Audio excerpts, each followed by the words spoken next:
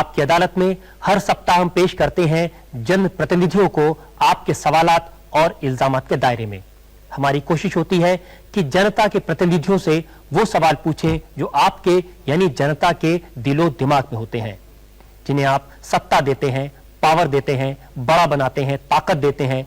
आखिर उनसे काम का हिसाब किताब लेने का हक आपको यानी जनता को ही है।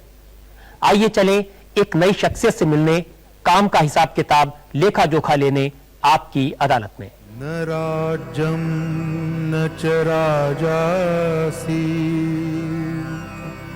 न दंडो न च दांडिका धर्मेणेव प्रजा सर्वा रक्षन्ति स्म परस्परम। उत्तर प्रदेश के मुख्यमंत्री मुलायम सिंह यादव जनता की अदालत में हाजिर हों।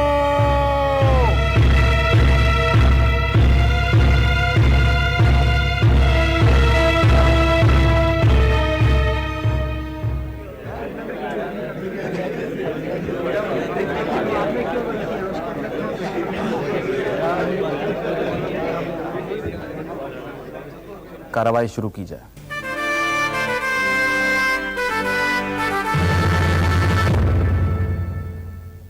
उत्तर प्रदेश के मुख्यमंत्री मुलायम सिंह यादव मूल रूप से किसान हैं, जाति से बैकवर्ड हैं, विचार से समाजवादी और स्टाइल में बेजोड़ माने जाते हैं। बहुत छोटी उम्र में ही इन्होंने समाजवादी नेता राम मनोहर लोहिया के नेतृत्व में राजनैतिक जीवन शुरू किया। कॉलेज में स्टूडेंट्स यूनियन के प्रेसिडेंट रहने के बाद मुलायम सिंह यादव समाजवादी युवजन सभा के लीडर बने। 1967 में पहली बार संयुक्त सोशलिस्ट पार्टी की ओर से एमएलए बने और 1977 में उत्तर प्रदेश की जनता पार्टी की सरकार में मंत्री बने। 1989 में मुलायम सिंह यादव उत्तर प्रदेश के मुख्यमंत्री बने। 1991 के चुनाव में इनकी समाजवादी जनता पार्टी को करारी हार मिली, लेकिन इन्होंने अपनी ताकत फिर से जुटाई और हाल ही में हुए चुनावों में बीएसपी के साथ मिलकर फिर से सरकार बनाई। आपकी अदालत में मुलायम सिंह यादव अपने मुकदमे की पैरवी खुद करेंगे। जज हैं बॉम्बे से प्रकाशित होने वाली ऑनलुकर मैगजीन के एडिटर के श्रीनिवासन और जनता की ओर से सवाल पूछेंगे आप सबके जाने पहचाने रजत शर्मा।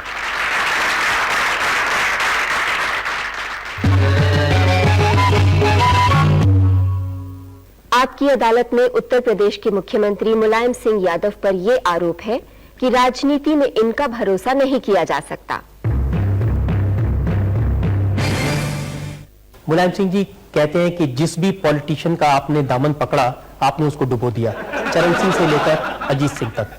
हमने कभी भी किसी का साथ नहीं छोड़ा है। जो भी ये कहा जाता है कि हमने अजीत सिंह को डुबो दिया है, अजीत सिंह को या किसी को राजनीति में कोई नहीं डुबोता है। उसके आचरण और जनता का जनविश्वास जब खो देते हैं तो वो खुद डूब जाते हैं। आप वो कह रहे हैं कि अजीत सिंह ने अपने आप को खुद ही डुबो लिया है? अगर उनके डुबोने में हमारा कोई भी कहीं योगदान नहीं है, न हमने उन्हें डुबोने का कभी प्रयास किया है। उनका हमने सम्मान हमेशा इसलिए किया है कि वो हमारे नेता के बेटा हैं। विश्वनाथ प्रताप सिंह प्रधानमंत्री बने थे दिल्ली में, तो उन्होंने आपको उत्तर प्रदेश का मुख्यमंत्री बनवाया था और जब उनको जरूरत थी तब आपने उनका साथ छोड़ दिया। जब बीपी सिंह प्रधानमंत्री बनाए जा रहे थे तो हमने ही बीपी सिंह का साथ दिया था। चौधरी देवीलाल जी उम्मीदवार बन गए थे, चंद्रशेखर जी उनका सहयोग कर रहे थे, अन्य नेता भी जिनमें लालू प्रसाद जी भी हैं, चिमन भाई पटेल हैं जो मुख्यमंत्री गुजरात में कांग्रेस पार्टी के हैं, इन सभी ने मिलकर के चौधरी देवीलाल जी को उम्मीदवार बनाया था। लेकिन हमने चौधरी देवीलाल जी का उस वक्त समर्थन नहीं किया था। हमारी कथनी और करनी में भेद नहीं है, इसलिए हमने उस समय भी एकमात्र हमारे समर्थक थे और हम थे जिन्होंने बीपी सिंह को प्रधानमंत्री बनाने का काम किया था। जब चंद्रशेखर जी के सरकार बनाने की बारी आई थी, जब देवीलाल जी और चंद्रशेखर जी ने मिलकर विश्वनाथ प्रताप सिंह को गिराया, उस समय आपने चंद्रशेखर जी का समर्थन किया? उस समय आपने विश्वनाथ प्रताप सिंह की पीठ में छुरा फूंका? उस अध्याय को हम समाप्त कर चुके हैं, इसलिए उस पर अब मैं कुछ कहना नहीं चाहता हूँ। मैं कहना ये चाह रहा हूँ मुलायम सिंह जी की चाहे वो चरण सिंह हो, चाहे वो अजीत सिंह हो, चाहे वो विश्वनाथ प्रताप सिंह हो, चाहे वो चंद्रशेखर, आपका उनके दामन के साथ ज्यादा देर तक चलता नहीं है। हमारा जीवन भर डॉक्टर लोहिया के साथ चला और जीवन भर दूसरे नेता हमने चौधरी चरण सिंह को माना, तो जीवन जब तक वो होश में रहे हम चौधरी चरण सिंह के साथ रहे।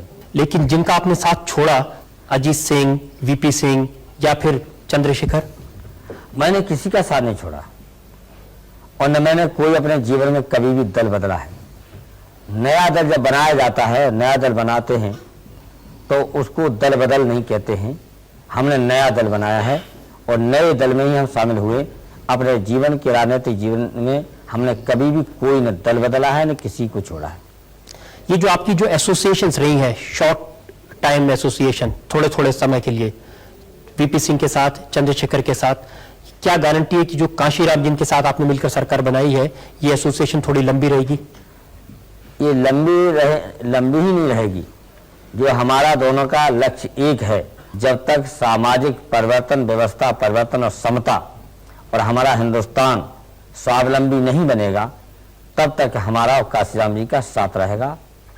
मुलायम सिंह जी, आपकी अदालत में कांशीराम जी कुछ दिनों पहले आए थे और उन्होंने ये कहा था कि मुलायम सिंह जी सरकार वो नहीं चाहती कि ज्यादा दिन चले, कांशीराम जी खुद चाहते हैं सत्ता में आना जल्दी से जल्दी। कांशीराम जी इस सरकार को मजबूती से और ज्यादा समय नहीं, पूरे 5 साल समय चलाना चाहते हैं और यदि वो जल्दी सत्ता में आना चाहते हैं दिल्ली में, तो पूरा समर्थन हमारा है। दिल्ली में नहीं, यूपी में? यूपी में तो कांशीराम जी ने कभी आने की बात सोची नहीं, न कभी कही। लेकिन आप समझते हैं कि उनको आपसे पूरी उम्मीद है? हमसे पूरी उम्मीद है और उम्मीद थी तभी उन्होंने पूरे हिंदुस्तान के कोने कोने में कहा कि उत्तर प्रदेश का चुनाव मुलायम सिंह के नेतृत्व में लड़ा जाएगा, बहुमत होगा तो मुलायम सिंह मुख्यमंत्री बनेंगे। आप बना दिया ना मुख्यमंत्री उन्होंने अपना पूरा समर्थन मुख्यमंत्री बनाने में दे भी दिया। अब तो मुलायम सिंह जी वो ये कहते हैं कि हमको उनसे वफा की है उम्मीद, जो नहीं जानते वफा क्या है। ये कांशीराम जी ने कभी नहीं सोचा। मुलायम सिंह जी, सरकार चलाने में हर मोड़ पर क्या आप कांशीराम जी से राय लेते हैं या सरकार खुद चलाते हैं? हम सरकार खुद भी चलाते हैं और जहां जरूरत समझते हैं वहां कांशीराम जी का भी सहयोग और राय भी लेते हैं। हर विषय पर? हर विषय पर तो वो दिल्ली में भी नहीं रहते, कभी मिल भी नहीं पाते हैं, सरकार तो रोजाना चलानी पड़ती है। कांशीराम जी का ये कहना है कि ये सरकार ज्यादा दिन चलाने की कोई जरूरत नहीं है, 6-8 महीने से ज्यादा इस सरकार को नहीं चलाएंगे। और उन्होंने कहा कि मुलायम सिंह जी से मैंने प्रेस कॉन्फ्रेंस में ये घोषणा करवाई। उन्होंने ऐसा हमसे न कभी कहा है और न किसी प्रेस कॉन्फ्रेंस में कोई घोषणा की है।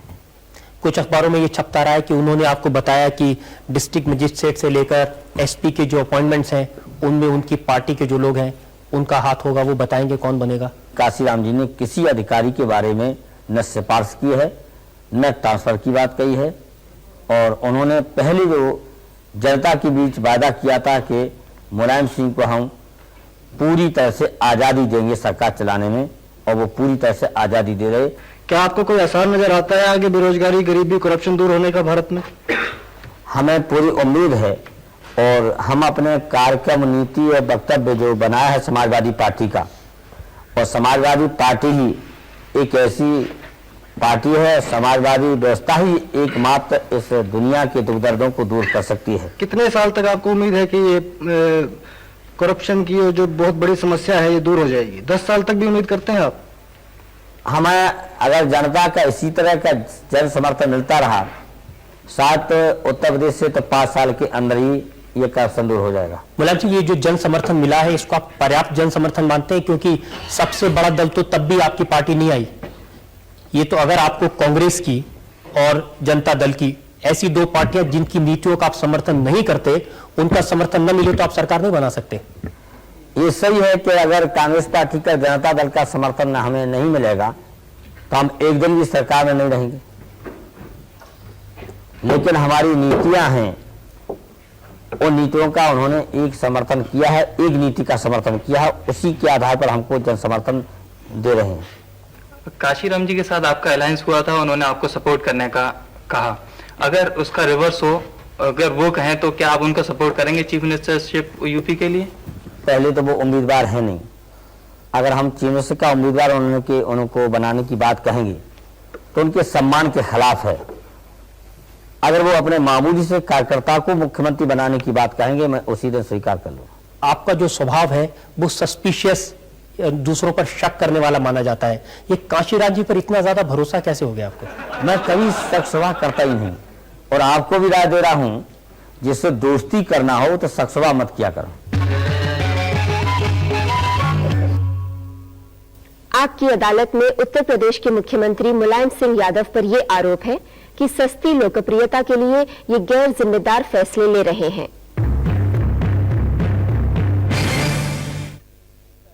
मुख्यमंत्री बनने के 45 मिनट के भीतर आपने नकल विरोधी कानून, एंटी कॉपिंग एक्ट था, उसको वापस ले लिया। इससे आप क्या मैसेज भेजना चाहते हैं? हमने जनता के बीच वायदा किया था कि नकल विरोधी कानून 45 मिनट के अंदर, शपथ लेने के 45 मिनट के अंदर वापस ले लेंगे।